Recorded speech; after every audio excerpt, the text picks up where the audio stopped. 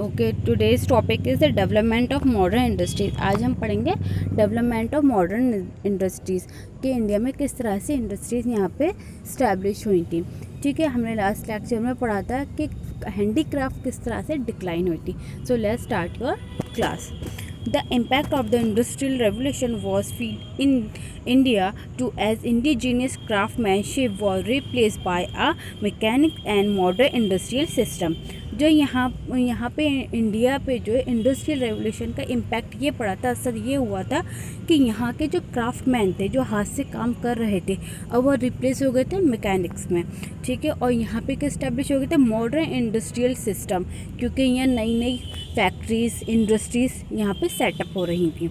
The cultivation of food crop was replace by commercial crop.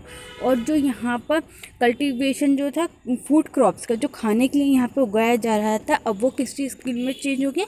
Commercial crop में। Commercial crop में आपके आते हैं इंडिगो, टी, कॉफ़ी, जूट, सिन्हेनो, rubber, sugarcane and oil seeds that were gone on large scale. ठीक है, जिसको हम बहुत इसको जो लार्ज स्केल पे ग्रो किया जाता है, काहे के लिए? इसको ट्रेड के लिए यूज़ किया जाता है। कॉमर्शियल यूज़ इसका मतलब ही ये होता है क्रॉप्स का, जिससे कि ट्रेड किया जाए, जिसको एक्सपोर्ट किया जाए। Okay, indigo was an important plantation crop grow in Bihar and Bengal. It was use to dye colour. Indigo मैं आपको लास्ट चैप्टर में बता चुकी हूँ कि वो नील होता है। ठीक है, तो मेनली कहाँ का था प्लांटेशन? बहुत ख़ास बिहार और बंगाल में हो रहा था। ठीक है, इससे क्या होता है? कलर करा जाता है कपड़े को। Tea was another important plantation crop that was grown in Assam, Bengal and south India. और टी यानी चाय की पत्ती आपकी बहुत इम्पॉर्टेंट क्रॉप्स था। ये भी बाहर जो है क्या करा जाता है, एक्सपोर्ट किया जाता था। तो ये कहाँ पे हो रहा था ग्रो? इंडिया में किस पार्ट में होता है? आसाम, बंगाल और साउथ इंडिया में। In the second half of the 19th century, the British set up modern mechanised industries which change the face of the industrial scenario in India.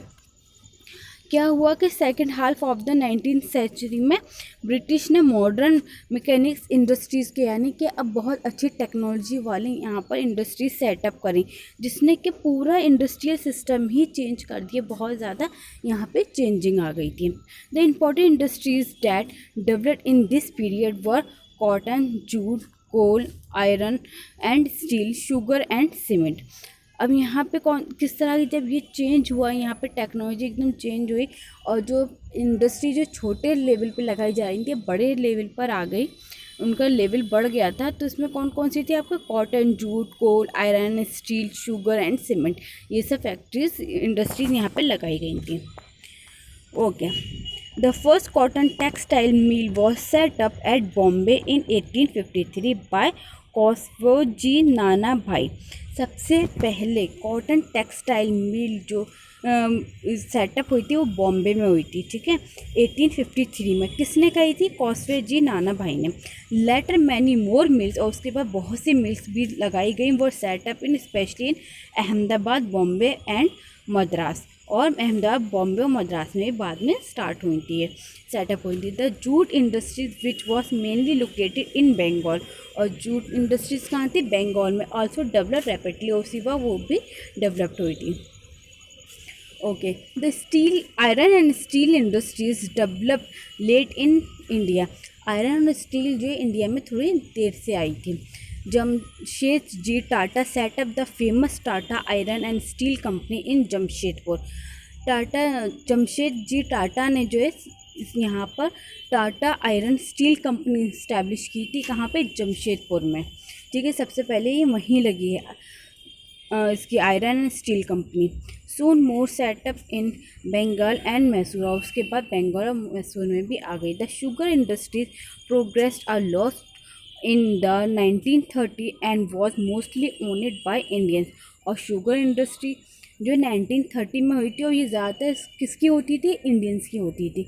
Sugar cane तो आपको पता ही होगा, गन्ना यहाँ पे जो होता था वो इंडियंस की ही ये इंडस्ट्री थी।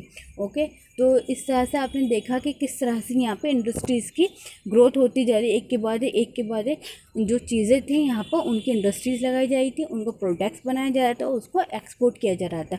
और ये सब जो हो रहा था इसका फ़ायदा कौन उठा रहे थे? सब ब्रिटिशर्स, क्योंकि यहाँ पर जो है इन लोगों की अपनी नहीं थी ये इंडस्ट्रीज़, यहाँ पे इंडियंस की नहीं है, ये सब ब्रिटिशर्स की कंपनीज आई हुई हैं। इसमें ये लोग यहीं का पैसा यहीं लगाते थे और अपना पैसा बनाते थे। ठीक है, तो आपका चैप्टर यहीं क्लोज होता है, एंड होता है।